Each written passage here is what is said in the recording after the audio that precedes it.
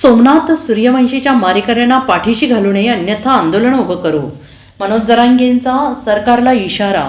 सोमनाथ सूर्यवंशींच्या कुटुंबियांच्या मागण्या मान्य करा. सोमनाथच्या मारेकऱ्यांना सरकारने पाठीशी घालू नये, अन्यथा रस्त्यावरचे आंदोलन उभे करू, असा इशारा मनोज जरांगे यांनी दिलेला आहे. परभणीमध्ये संविधानाची विटंबना झालेल्या जागेला आणि धरणे आंदोलन सुरू असलेल्या ठिकाणाला मनोज जरांगेंनी भेट दिली. तसेच सोमनाथ सूर्यवंशी आणि विजय वाकोडे यांच्या कुटुंबियांची जरांगे यांनी भेट घेतली आहे. त्यानंतर माध्यमांशी संवाद साधताना जरांगे यांनी सरकारला हा इशारा दिला आहे. मनोज जरांगे म्हणाले की मी इथं भाषण करायला आलेलो नाही, मी गरिबीतून आलोय, त्यामुळे गरिबीची मला जाण आहे. सोमनाथ भैयाबाबत ऐकलं, पोलिसांनी त्याला जाणून बुजून मारहाण केली.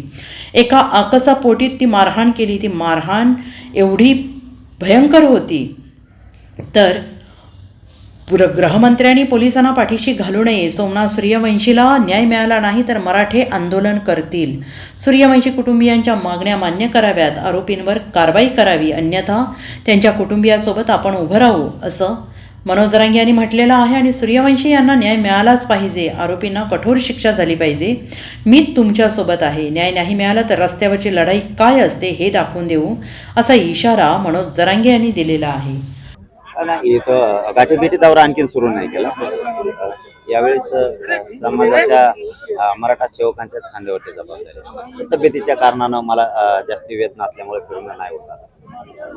आता त्या विषयात नाही, परंतु मी या परभणीच्या प्रकरणात यांची भेट घेण्यासाठी आलो होतो. इथे खूप घटना अमानुषपणे मारहाण करून पोलिसांकडून त्यांचा जीव घेण्यात आला असं कुटुंबाचं म्हणणं आहे. ही मात्र राज्याला शोभणारी गोष्ट नाही. जर कुटुंब सांगतंय की मारहाणीनं मृत्यू झालाय, तशा पद्धतीचे रिपोर्ट पण आहे, आणि मग तसं जर असताना जर पोलिसांना मुख्यमंत्री पाठीशी घालत असतील तर ही चांगली बाब नाही. ही मुख्यमंत्र्यांसाठी, या राज्यासाठी चांगली बाब नाही.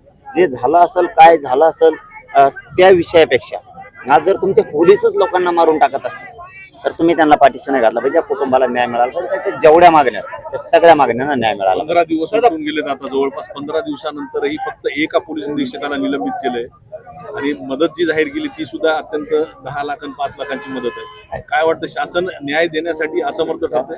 हे बघा, मुख्यमंत्र्यांनी ना सरळच तुम्ही जर पालकत्व स्वीकारलंय तर तुम्हाला त्या कुटुंबाला न्याय द्यावा लागणार आहे. त्यांच्या सगळ्या मागण्या ती तुम्हाला मान्य करावं लागतील, आणि आम्ही त्यांच्या मागण्या मान्य होईपर्यंत त्यांच्या सोबत आहे. कारण जर पोलीस माणसाला मारूनच टाकायला लागले तर ही तुमच्यासाठी सुद्धा मुख्यमंत्री म्हणून एक लाजिरवाणी गोष्ट आहे. तुम्ही कोणाला पाठीशी घालावं, कोणाला नाही घालावं हे तरी तुम्हाला कळायला पाहिजे, कारण पालक तुम्ही.